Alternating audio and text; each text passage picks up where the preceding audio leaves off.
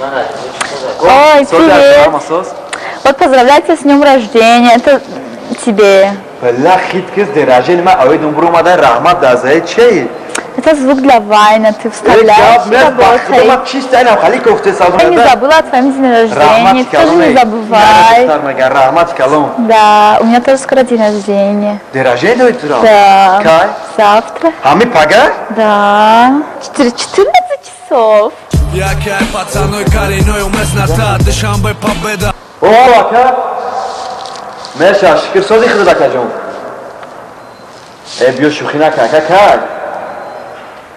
دینا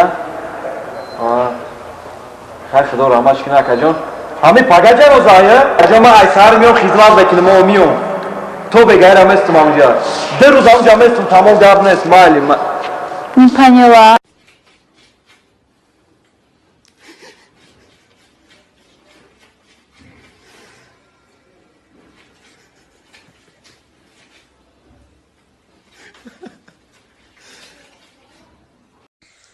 سلام علیکم.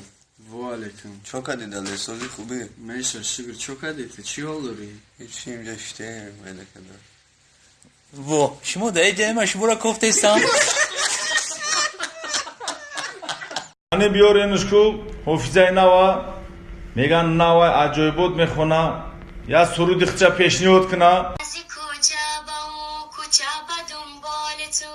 خدا برد نکو گیرم سری رای تو سری راهت بگیرم بلکه همسرم شی کمک ناز کنی بمورم از غم تو سری راهت بگیرم پاه بگیره دفش کنه ما حیرانم ای حافظه یا که یگون چپونه دو ماه پیش خطی گسالاش میگشت میگلیجا کدا مرا دایرکتری هم شو بیزنس فایرود کنه اینجا شو بیزنس یا که خلا گسپاند گو بیزنس با شما آدمش قطعی بازی که دستیم با شما صورت سلفی میگیره نه سلفی بدر رای درو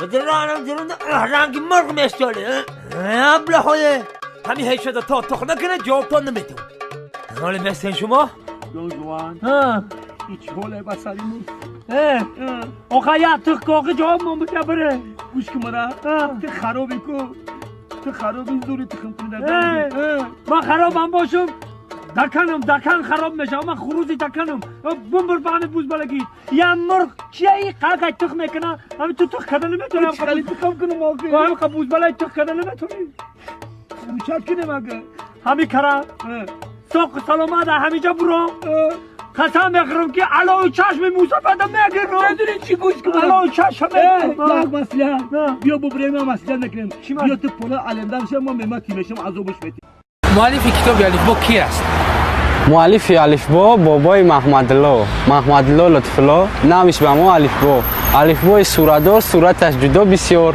قد روی کلان بچه‌ها شاد و خندان سوی مکتب میروم مرغابی‌ها میدوند